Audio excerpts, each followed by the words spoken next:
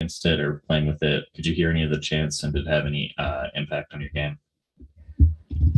Crowd was amazing. It was. I think it was clear we were the favourites for the crowd, but I think it's. We just couldn't really. I don't know. I don't even think the crowd affected us. I think it was simply the mistakes that were happening during this whole tournament were still happening. So I did think that like if we kept up this kind of play, then we're probably not going to lift the trophy. And like Rome wasn't built in one day, so I guess it's like back to the grind and trying to fix some stuff again. But I think it's safe to say we all had a blast when we were up there. yeah. Oh yeah, no, the crowd was fun. Like, yeah, you get a few kills, and because there's like a 0.5 second delay like between the display that they can see, we then hear the cheering. So we're like imagine like one of us make a mistake, right, and then you just hear it that 0.5 seconds later, and you're like, oh, fuck. Thanks. We'll take the next one from Diogo Santos from VLR. Hey guys, sorry for the loss. I've got a question for anyone about Split. How did you guys kind of stay calm and cool your nerves once the game started, getting real tight? What was the atmosphere like? I don't really remember, to be honest. I mean, like, we've been in this situation, a lot of times before. We've played in multiple overtimes before, and some of us have, qualified from coming back from a 9-3, loss. So I think during them moments, we just, it's just about belief. I think we all kept our head in the game. We all kept believing, and it kind of worked out for us. I think this entire tournament, we started extremely slow every single map, apart from that first FPX game. So like the fact that we were down so much so early was really normal. And we were like, okay, well, like soon we'll just start playing like ourselves again and it'll be fine. And that's what happened on Split. And it didn't really happen so much on the other maps, I don't think. Thank you. We'll take the next question from Arnab. Hi guys, my question is for Alpha here. This was your first LAN. How was the experience? And will this loss help to fuel your performance in Champions in front of your home crowd? It was good experience, and we have a lot of mistakes on this match again. I believe we're gonna be fixed the mistakes, and we will be strong on Champions. Are you excited? Yeah, I'm excited for Champions. We go in Istanbul, and we have a lot of fun on Istanbul, I guess, on Turkey. Why is that? Because you're the Turkish god. Yeah, he's the Messiah. And Turkish god, and they have a lot of streamer on Turkey, and it will be good. Champions will be good, and we will be strong, I'm sure. Thank you, guys, and all the best for Champions. Thanks. Thank you. We'll go next to Kobe Zecker from Upcomer. Hi guys, question for Mini. Obviously you guys have gotten the better of FPX in pretty much all of your previous recent meetings at least. What did they do differently that kind of brought them over the line this time? I mean, they banned Icebox, which is a good start. I don't know. I really hate to be salty and give one of those answers where it's like about ourselves, but I really think it's ourselves today. Like, I don't know. They played a good game. They had some good little things they changed up that seemed quite good, and we took too long to react to some of those things. But generally speaking, I think it was our bad today, and not so much them just like coming out guns blazing. You know what I mean? But obviously, still like they played well, and respect to them. But we were off today. We've been off all tournament. It's not felt like us this tournament. Thank you. We'll take the next question from Ian from Valoranting. Hello, this is for Mini and Boaster. So Getsu throughout the whole match was doing amazing. At any point, was there a strategy to shut him down specifically, or was there any adaptation you guys took to try and mitigate his fragging power? I mean, no, it's not really how, like, unless you're talking about a specific duelist that has a specific playstyle, it's pretty difficult to think about the game in terms of shutting down someone that's a sentinel. Like, and to be quite honest, like, even in games like we played against tens and he's got 40 kills, like, even in those games, you don't look at the scoreboard and think, oh my god, tens is banging us. Like, it's all just about that player is obviously capitalizing on mistakes we're making, and we just stop making those mistakes, and that's the way you counter it. It's not about like thinking about how good this player is playing. It's just about what are we doing to make this player look so good. That's the way I think about it anyway. Yeah, I think, yeah. Thank you. And we'll take the next question from Kobe Zucker from Upcomer.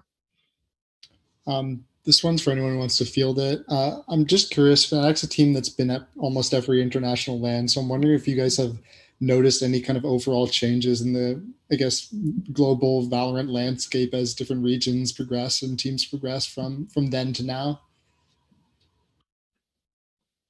Yeah, I mean, if you consider APAC in the first ever event and most of the kind of other international teams, it was quite a NA EU show. I guess actually Newton made it all the way to the lower bracket finals as well. So I guess that's not actually the case, but Champions was showing EMEA dominance. I can't remember Berlin because we went there, so wipe that one from my brain.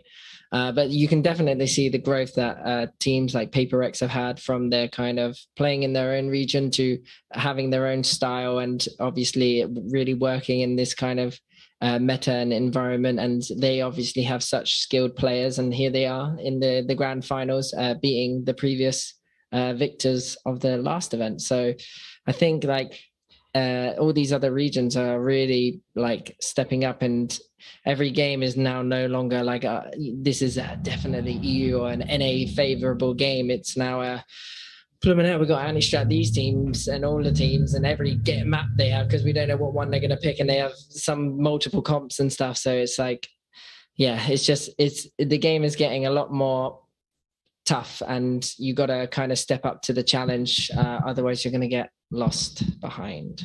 Yeah, there's no free wins at these lands anymore. And as well, like, but the only thing I would say to add some kind of like maybe devil's advocate is like, I wonder what these tournaments would feel like if there was like far more people invited, far more teams invited. Like, let's say we had the top 10 from Europe and the top 10 from like, how would the things stack? Because there's always very like, we got the entirety of Europe on 3 teams right now, entirety of APAC on what, like 2 or 3 teams, like. So I would wonder like, what's the depth like in these regions? But we would never get to really know, I guess, until lets more people play at tournaments. I don't know. Thank you. Thanks. We'll go next to Brian from Nerd Street. Hi guys, this question is for Boaster or Mini. You guys had a good run, made top 4 here. What do you guys think you need to do to kind of get yourselves over the top and go just a little bit further at Champions? I think it's honestly, with the practice that we've had efficient practice, but I think people need to start understanding what it is we're trying to do on defense. Especially we're playing maps where it's defense decided and we're not even getting favorable rounds. We have to pull it back on the attack side all the time, whereas like individuals, like defense is all about the overall macro, and the individuals making good decisions with good communication, and these things need to be starting to we need to have epiphanies, essentially, like, oh, that's actually how I'm meant to play, this is how I'm meant to communicate, because retakes can't be done with someone just running in and like, we have the util in front of us, and we have like people we need to trade, we need to think about, we need to take a breath and be like, this is what we're going to do, kind of thing, not just running out. And that happens on the attack side too, where like things are happening in the mid round where the enemies have pushed us and we shut it down, but then we shut down because we're no longer in our usual rhythm. And I think it's just communication and just knowing just having better decision making and not throwing 5v3s would be great. And now we'll move to the questions from the on-site media. Are there any questions from the media on-site? Yeah, I got a question.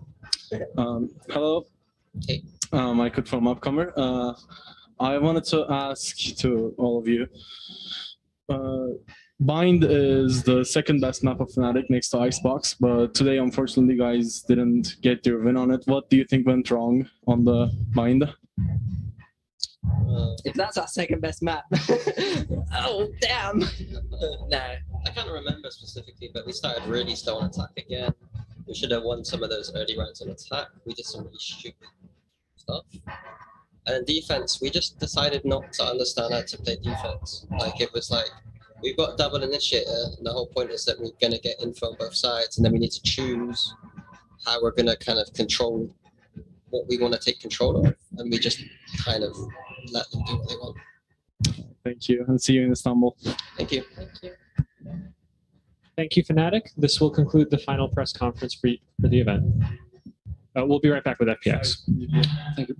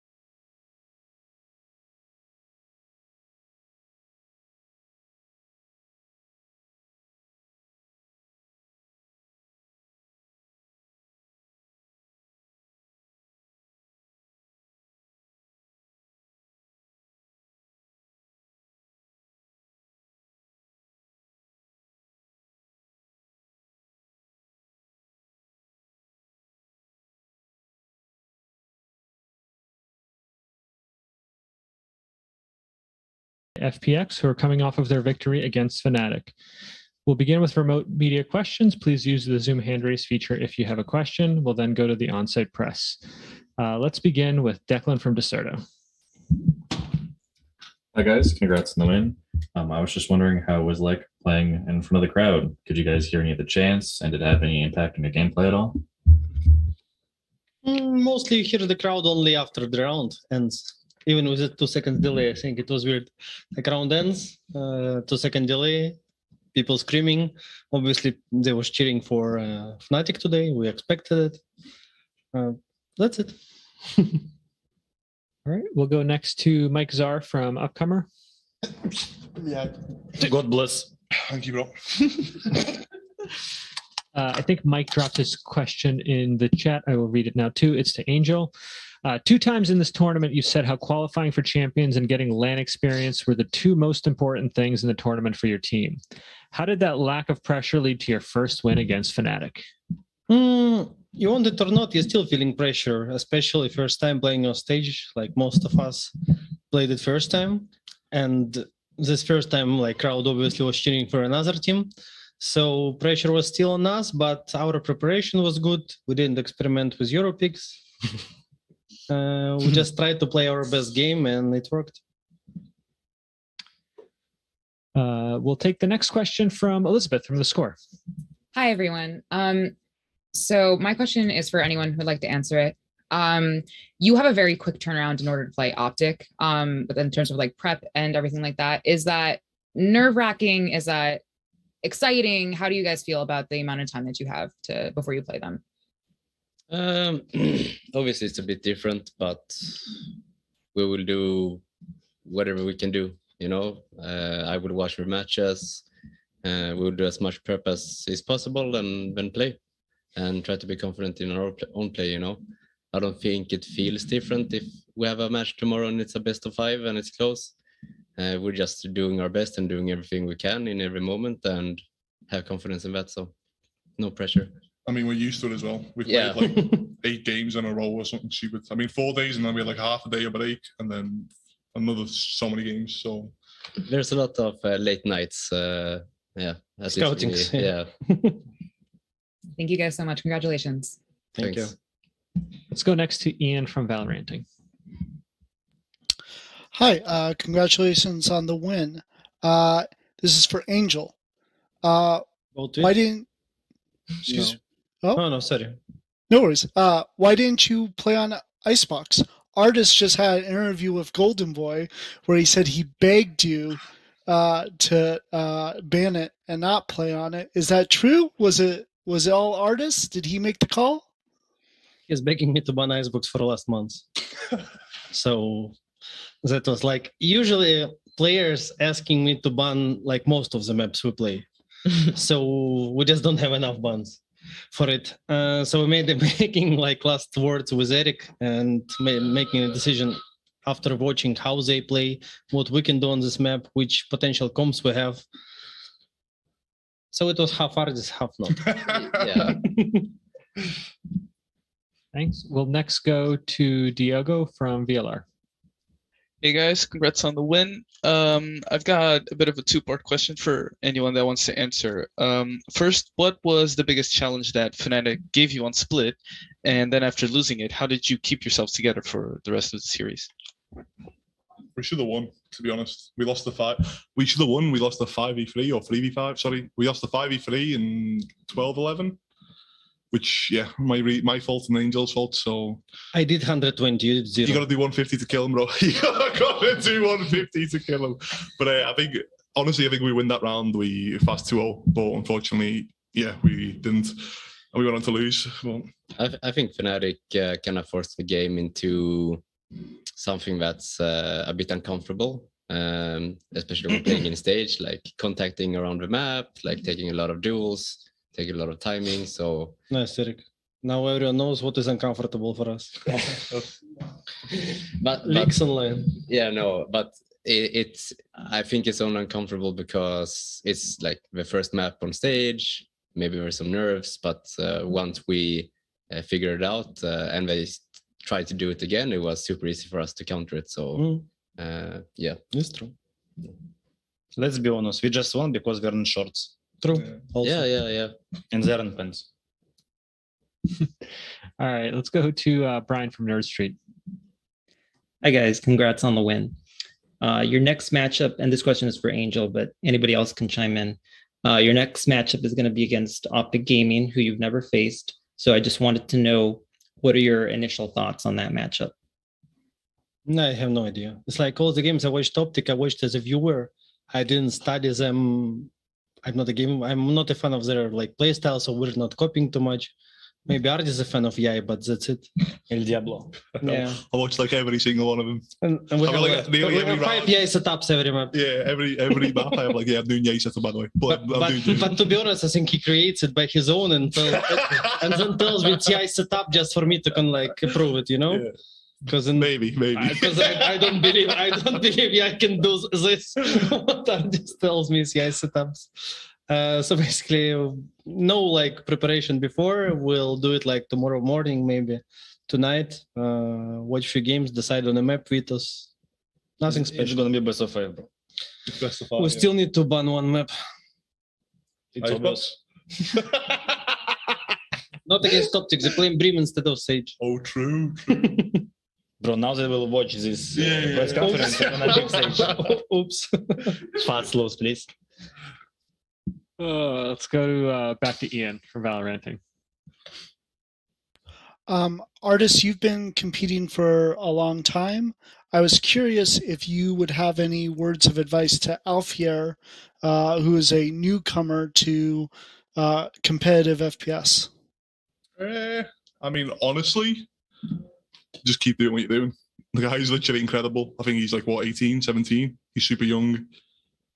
I think the only wisdom, I don't have that much wisdom, but the only advice I'd give is just keep doing what you're doing, because the guy's one of the best players in Europe. The guy's up there with literally one of the best. Like, we're up there with Sui, he's young. Like Zipan as well. Like, these all young players who are coming up, just keep playing and keep doing what you're doing, because it's clearly working, otherwise they wouldn't be where they are. Oh. Maybe work in an agent pool, actually. I think Alpha G's agent pool's big, no? Viper, Raze. A little bit of Sage, I think, a little bit. But I think, yeah. Maybe work on the angel pool. I guess that's a good one. And we'll take the final remote question, unless there's any more, from Michael Czar. Yeah, sorry I couldn't ask last time. I had a loud bird. After this is, I know you kind of mentioned this earlier with Split, but obviously you got the 8-4 lead on attack, and then you unfortunately lost that map in overtime. Did that really change how you guys felt about the next 2 maps when you also built those leads? Obviously, the third map being the biggest. No. I think at this level you don't.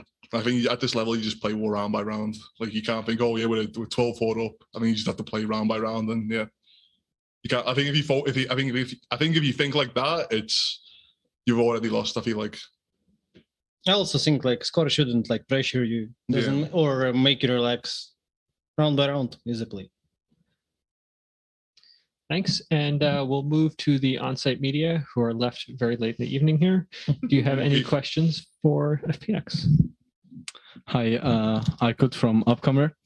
I wanted to ask, now you guys are in top 3, and as the last hope of EMEA, do you have any messages to send to the fans out there? I hope crowd will cheer for us. Yeah. And God bless today. Don't have many fans, to be honest. But yeah, honestly, when the crowd started chanting FPX when we won, that was a good feeling. So shout out Spetsim. Shout out Spets, bro. Shout out. So keep cheering for us. We missed the last LAN, so I'm happy we get to show who we are at this LAN. And yeah, that's it. The thing is, when we walked out, I heard a little ooh rah, like I was like, yeah, nice little crowd. And then I heard the Boaster Alpha G walk out next to me, and they got a yeah, woo! I was like, shit. We're done. How did you tilted since this moment? Little bit. All right, thank you guys so much, and good luck tomorrow. Thank you very much. Thank you so much. God bless. FPX, thank you so much for taking the time to speak with us. Congratulations on your victory, and we'll see you back here tomorrow night. God bless. Thank you. God bless. See you tomorrow.